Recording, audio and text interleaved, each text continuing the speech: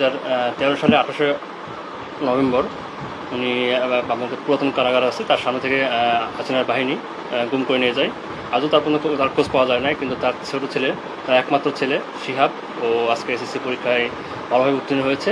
যে খবরটা আজকে রেজাল্ট বাড়ানোর পর্বে মাননীয় প্রধানমন্ত্রী তারেক রহমান উনি তার অতিথি পেশ আজকে রুমন ভাইকে বলেছিল যে কেউ পাস করছে কিনা, যারা গুম খুনে অসহায় পরিবার আছে, কেউ পাস করেছে কিনা, ভালো রেজাল্ট করেছে কিনা খোঁজ নিতে। তখনই আমি তাৎক্ষণিক আমাকে শিহাবের আম্মা ফোন দিয়েছিল, তখন জানালাম মাত্র রুমন ভাই আমাদের বললো যে তাড়াতাড়ি মিষ্টি সহ প্রধানমন্ত্রী উপহার সামগ্রী নিয়ে যা।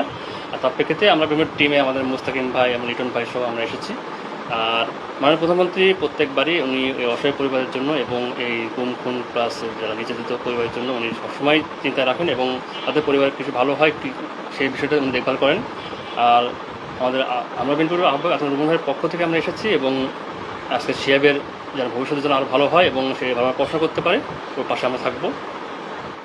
আমার এসএসসির রেজাল্ট দিচ্ছে, রেজাল্ট দেওয়ার পরেই মিথুন আঙ্কেল, তারপর আমাদের যে মাননীয় প্রধানমন্ত্রী তারেক রহমান, ওনার পক্ষ থেকে মিথুন আঙ্কেল আসছে, আমাকে ফুলের শুভেচ্ছা দিছে, মিষ্টি খাওয়াইছে, তারপর আমাকে আরও উপহার সামগ্রী দিছে। আসলে এটা বলে বোঝানো যাবে না যে এই খুশি হয়েছি, কারণ কেউ তো আমাদের পাশে আছে, কারণ এই সময় কেউ থাকতে চায় না, তাও মিথুন আঙ্কেল আসছে প্রধানমন্ত্রীর পক্ষ হয়ে।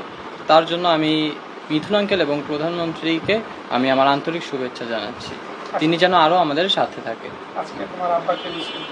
ওইটা তো অবশ্যই আমি মিস করতেছি, কারণ আজকে আব্বু থাকলে হয়তো এই আমেজটা আরও অনেক বেড়ে যেত।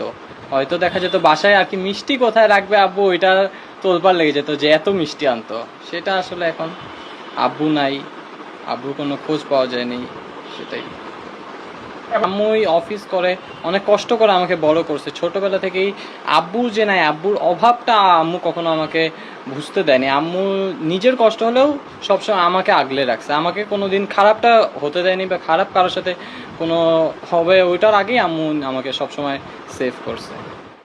অন্যরকম অনুভূতি, কারণ আজকে দিনটা যেমন আজকে আমার জন্য অনেক আনন্দের, তেমন এটা অনেক কষ্টের একটা, কারণ আর বাবার অনেক স্বপ্ন ছিল ছেলে বড় হবে, ছেলের বড় হতো সে দেখতে পারলো না। আজকে সবাই খুশিতে, সবাই হাসে, আর আজকে আমরা সবাই মানে আনন্দে খুশিতে আমরা কেঁদে ফেলছি। সবাই এতদিন শুনছি যে মানুষ খুশিতে কাঁদে, কিন্তু আজকে নিজেরা যখন সেই আনন্দে খুশিতে কাঁদছি তখন নিজে বুঝতেছি যে আসলে সুখেরও কান্না আছে।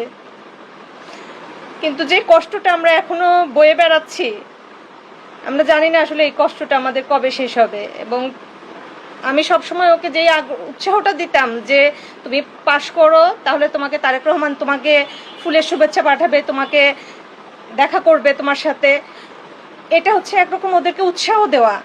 এই উৎসাহটা হচ্ছে ওদের অনেক কাজে আসছে, যে একজন প্রধানমন্ত্রী দেখা করবেন, যেই দলের জন্য ওর বাবা আজকে গুম হয়ে আছে, সেই দলের প্রধান ওকে আজকে শুভেচ্ছা জানাবে, এটা অনেক বড় একটা পাওয়া। আর মিথুন ভাই তো সবসময় আমাদেরকে আজকে থেকে না, একদম ছোট থেকে আমাদেরকে বাচ্চাদেরকে দেখে আসছে। আজকে সেই যে বাচ্চা ছিল তার এই বয়সী এইটুকু আজকে তার সমান দাঁড়ায় গেছে, তার সময় অনেক চলে গেছে, কিন্তু আমরা যে ছবিটা নিয়ে দাঁড়াই সেই ছবিটা ওই একই জায়গায় একই রকম আছে, ছবিটার কোনো পরিবর্তন হয় নাই। ওর বাবার চেহারার আজকে আমাদের কাছে ওই একই জায়গায় এসে আটকে আছে। ধন্যবাদ যে ওনার ব্যস্ততম সময়ের মধ্যে উনি এই বাচ্চাদেরকে খোঁজ খবর নিচ্ছেন, এই বাচ্চাদের উৎসাহ দেওয়ার জন্যই যে উনি শুভেচ্ছা বার্তা পাঠাচ্ছেন, সেটার জন্য তাকে অনেক অনেক অসংখ্য ধন্যবাদ। সাথে বিএনপি পরিবারকেও আমাদের পক্ষ থেকে অনেক ধন্যবাদ।